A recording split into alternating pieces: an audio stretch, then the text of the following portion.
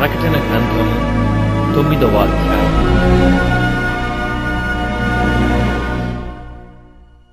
ఐదవ దూత బూర ఊదినప్పుడు ఆకాశము నుండి భూమి మీద రాలిన యొక్క నక్షత్రమును చూచితిని. అగాధము యొక్క తాళపు చెవి అతనికి ఇవ్వబడెను.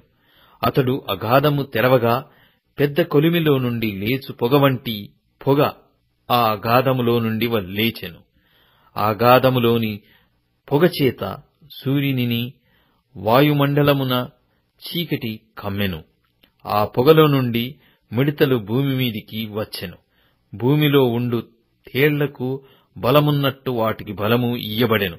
మరియు నొసల్లయందు దేవుని ముద్రలేని మనుషులకే తప్ప భూమిపైనున్న గడ్డికైనను ఏ మొక్కలకైనను మరి ఏ వృక్షమునకైనను హాని కలగజేయకూడదని వాటికి ఆజ్ఞ ఇయ్యబడెను. మరియు వారిని చంపుటకు అధికారము ఇయ్యబడలేదు గాని 5 నెలల వరకు బాధించుటకు వాటికి అధికారము ఇయ్యబడెను. వాటి వలన కలుగు బాధ తేలు మనుష్యుని కుట్టినప్పుడు ఉండు బాధ వలె ఉండును. ఆ దినములలో మనుషులు మరణమును వెదుకుదురు గాని అది వారికి దొరకనే దొరకదు. చావవలెనని ఆశపడుదురు గాని మరణము వారి యొద్ద నుండి పారిపోవును. ఆ మిడతల రూపములు యుద్ధమునకు సిద్ధపరచబడిన గుర్రములను పోలియున్నవి. బంగారము వలె మెరియు కిరీటముల వంటివి వాటి తలల మీద ఉండెను. వాటి ముఖములు మనుష్య ముఖముల వంటివి. స్త్రీల తల వెంట్రుకల వంటి వెంట్రుకలు వాటికుండెను.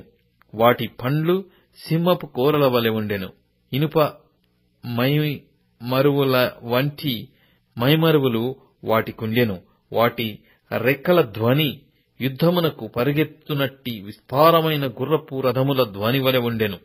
తేళ్ల తోకల వంటి తోకలును కొండ్లును వాటికుండెను. 5 నెలల వరకు వాటి తోకల చేత మనుషులకు హాని చేయుటకు వాటికి అధికారముండెను. పాతాళపు దూత వాటిపైన రాజుగా ఉన్నాడు. హెబ్రీ భాషలో వానికి అబద్దోనని పేరు. గ్రీసు దేశపు భాషలో వాని పేరు అపొల్లుయోను. మొదటి శ్రమ గతించెను. ఇదిగో మరి 2 శ్రమలు ఇటు తర్వాత వచ్చును. 6వ దూత బూర ఊదినప్పుడు దేవుని ఎదుట ఉన్న సువర్ణ బలిపీఠము యొక్క కొమ్ముల నుండి ఒక స్వరము యూఫ్రటీసు అను మహానది యొద్ద బంధింపబడియున్న 4 దూతలను వదిలిపెట్టమని బూర పట్టుకొనియున్న ఆ 6వ దూతతో చెప్పుట వింటిని. మనుషులలో 3వ భాగమును సంహరింపవలెనని అదే సంవత్సరమున అదే నెలలో అదే దినమున అదే గంటకు సిద్ధపరచబడియుండిన ఆ 4 దూతలు వదిలిపెట్టబడిరి. గుర్రపు రౌతుల సైన్యముల లెక్క 20 కోట్లు. వారి లెక్క ఇంత అని నేను వింటిని. మరియు నాకు కలిగిన దర్శనమందు ఈలాగు చూచితిని.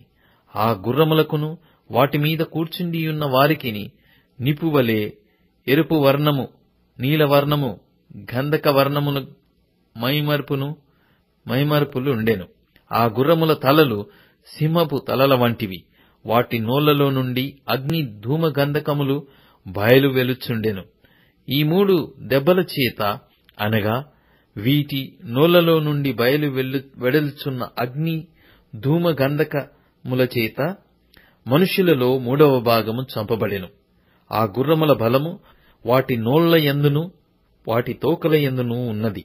ఎందుకనగా వాటి తోకలు పాముల వలె ఉండి తలలు కలిగినవైనందున వాటి చేత అవి హాని చేయును.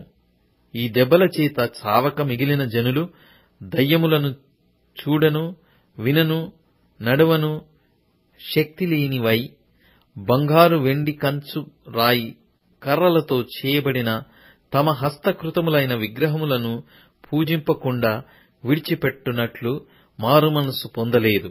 మరియు తాము చేయుచున్న నరహత్యలును, మాయామంత్రములను,